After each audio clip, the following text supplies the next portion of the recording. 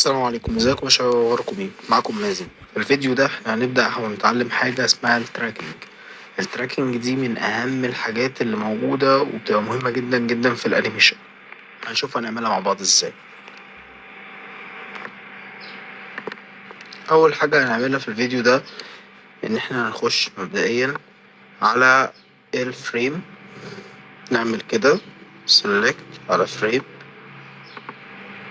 بالشكل ده. هنختار وليكن مثلا فريم ديسكتوب اللي هو 1440 ده بالشكل ده.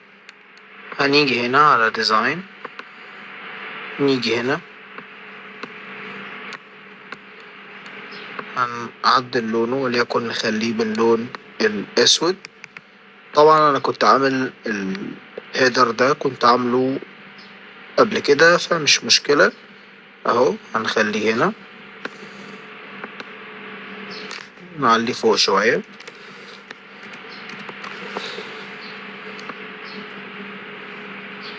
بالشكل ده.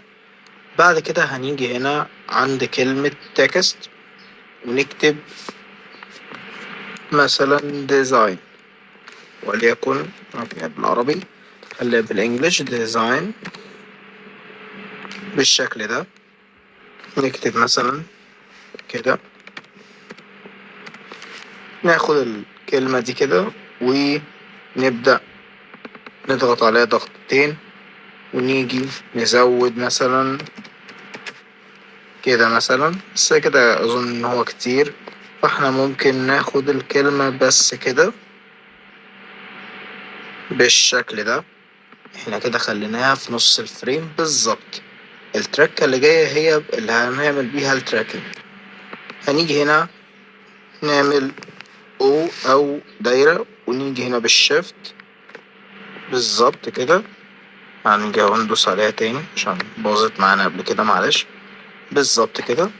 هناخد الكالر وبدل ما نعمل له هيكس، بدل ما نعمل له كالر كده ثابت، لا نعمل له لينير. هناخد وليكن مثلا الاورنج ده مثلا، ده اظن ان هو مثير جدا جدا.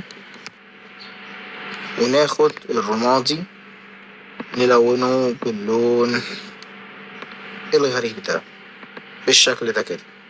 هنيجي بقى نمسك الدايرة دي ونبدأ ناخدها كوبي، وهقول لك هناخدها كوبي دلوقتي ليه. هناخد الدايرة دي كده بالشكل ده ونعمل الاتنين عليهم كده سيلكت ونديهم افكت. بس بدل ما ناخد الدروب شادو، لا احنا هنختار دي بالعلامة دي، وهنختار layer blur وهناخد وليكن 100. وهنا احنا هنا خفينا التفاصيل فممكن نخليها 90. هنا اظن شكلها منطقي جدا بالشكل الجميل ده. طيب هنعملها ازاي بقى؟ هناخد واحدة منهم وهنديها opacity 0 بالشكل ده. وهنا هيبقى خفينا واحدة تانية 100%.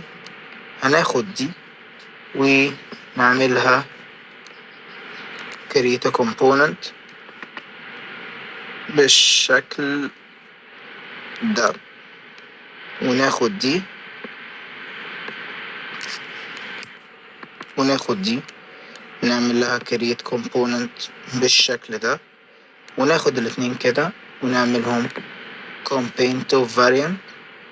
وبعد كده نخش على switch prototype وناخد دي كده اللي هي الشفافة، هي اللي هناخدها وهنديها بقى بدل on click لا تبقى while hovering، وبدل ما تبقى instant هتبقى smart animate. وبعد كده نرجع تاني للديزاين وناخد بقى دايرة وناخدها alt كده. وبص بنفس الطريقة هناخد كده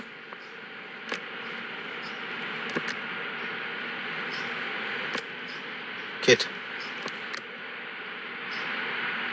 كده نغطي الكلمة كلها بالشكل ده لحد ما احنا نتأكد ان الكلمة كلها بقت متغطية، اللي هي كلمة ديزاين. ما هي دي اللي هنعمل عليها الإفكت بتاع التراكنج بالشكل ده. ولازم نتأكد ان المربعات ما يبقاش فيها مسافات. ده ليه؟ عشان التراكنج يبقى مظبوط بالشكل ده.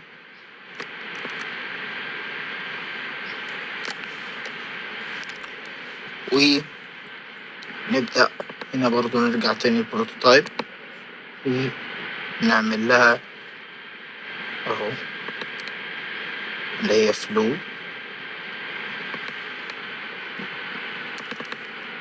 ونضغط ونشوف بقى، نجرب ونشوف بالشكل ده. ثواني.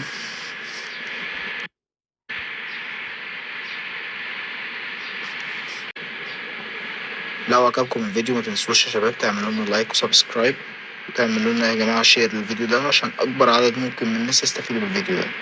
أشوف وشكم بخير، كل سنة وانتم طيبين.